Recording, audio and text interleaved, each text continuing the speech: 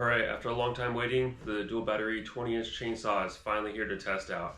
So let's get this unboxed and we're going to check this thing out. The first thing that we notice from the box, it's already pretty heavy. And so it has the two batteries, the charger, the saw, and everything else inside. So we'll see how heavy this saw really is once we get it all built up.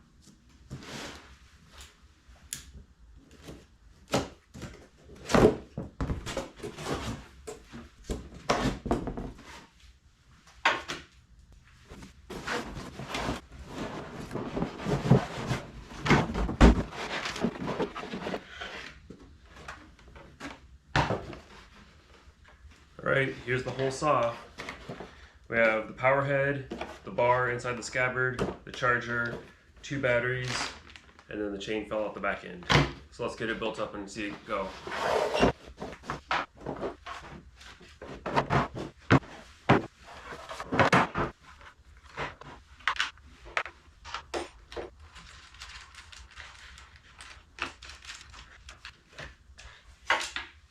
Okay, my favorite thing already, it has captive bar nuts on it, so I'm never going to lose those out in a field somewhere. This was an excellent design choice already. I really like this saw.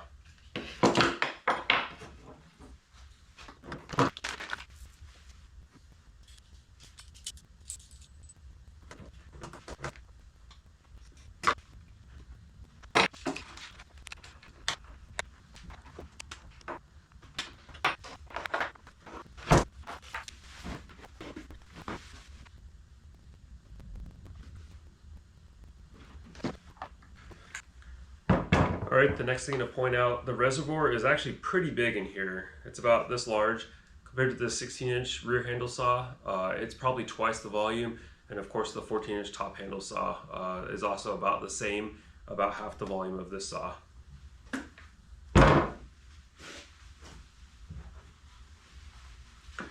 We got some Forge 12.0s charged up.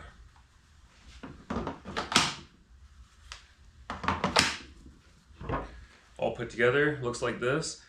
This thing is already really heavy, I've noticed.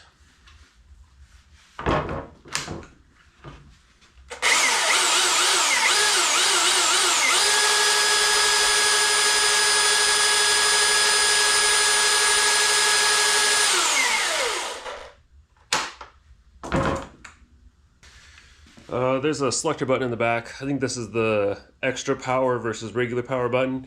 I'll have to read the instructions to figure out exactly what that is, but currently it's on some power, and then you can switch it to more power.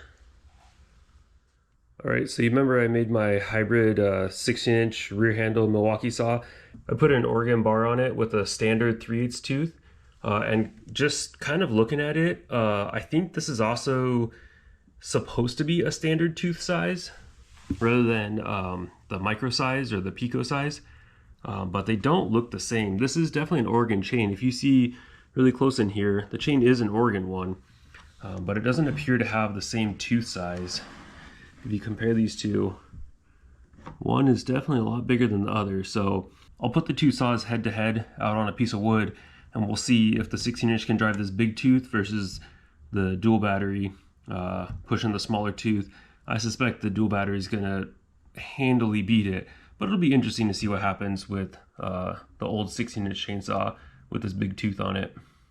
The other thing that I've been wondering, when this dual battery saw was first announced, having the 20-inch bar and a ton of cutting capacity, I had wondered because when I put the 20-inch bar on the 16-inch chainsaw, this chip ejection capacity was inadequate. And if you remember from my video, this whole area inside the clutch cover got all jammed up and it wouldn't cut anymore, and it was super frustrating.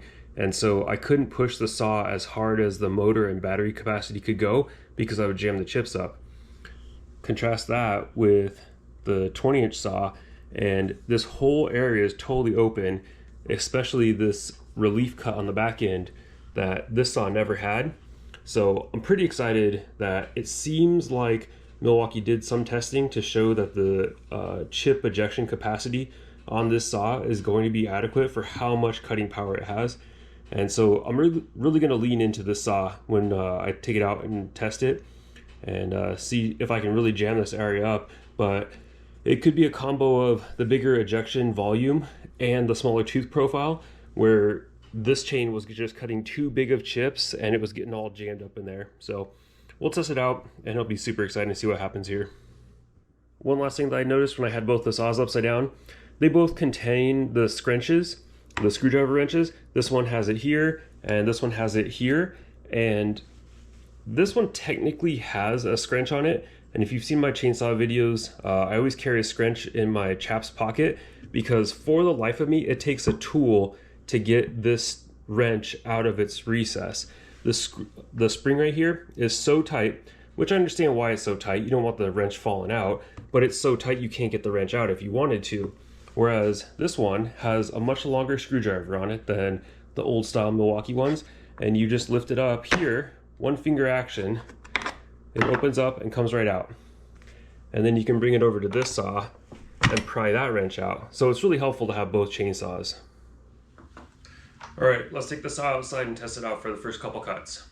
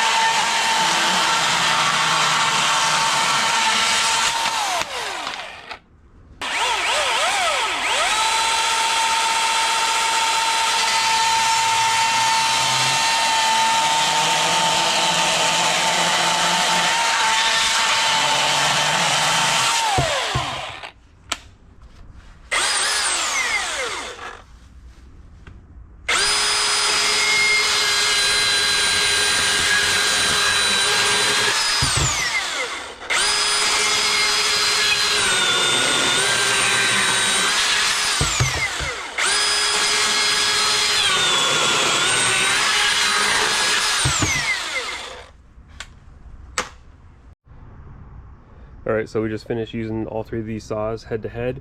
It was almost immediately obvious that the dual battery saw was at least twice as powerful, which I guess makes sense. It has two batteries, and it might be that the slightly not standard profile teeth give it a little bit of an edge.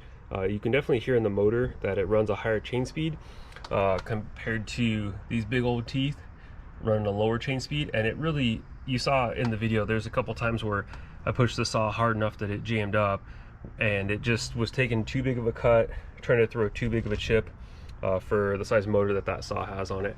Whereas this has a bigger motor, dual battery, and it's taking a slightly smaller chip a lot faster, and so it ends up cutting faster while taxing the motor less. And then, sort of surprising, I suppose, the 14-inch top handle chainsaw, it did pretty well in that almost full bar depth cut. And of course it's running the low profile 3/8 chain, so that makes sense. But you know, carrying this up in a tree, it's way nicer to carry a small saw like this with a smaller battery, and just knowing that it has that kind of power is phenomenal compared to a big saw like this where it cuts about the same speed. So it really kind of underscores how battery technology has progressed and how motor technology has progressed just over the last couple years. The saw is only a handful of years old, and of course the saw came out just 18 months ago now, and then the brand new saw with all the latest technology out there. So pretty much only good things to say about the saw so far. I had a little bit of a weird thing where I had to swap the batteries left to right to get the saw to start. I don't know if it was the chain brake was acting a little bit funny, but I cycled the brake a couple times and I just couldn't get it to go. Of course, took the safety lever off, and it was finally swapping the batteries that got the saw going. There was no amount of pushing the button here that would get it going, so I'm gonna watch that and see what happens there. But it was a little bit weird for a brand new saw. Earlier when I unboxed it and I ran the motor, oiled up the chain, I didn't have all those same issues where there was like a priority between the two batteries, and I don't know, something weird to watch. The other thing that is really obvious, very much immediate, is how heavy the saw is. It's something like 25 pounds compared to this saw, which is more in the 15-pound range, and then of course this saw is like 10-11 pounds. But I almost have to wonder if we're still trying to push the limits of battery technology a little bit too far. If we look at how powerful the saw is, it's kind of getting into like 462 territory, and at that point, you know, the gas saw is going to be lighter. It'll run all day long without having to recharge the batteries, and so it is super convenient. You know, if you had a farm or a ranch and needed a full 20-inch bar cut, to just pull this out once in a while, or leave it packed up in the back of your side-by-side and whip it out really quickly, compared to getting the gas saw going and all that. So I think that does have a place, but I almost wonder if this might be kind of the end of the line for battery saws without some huge leap in technology.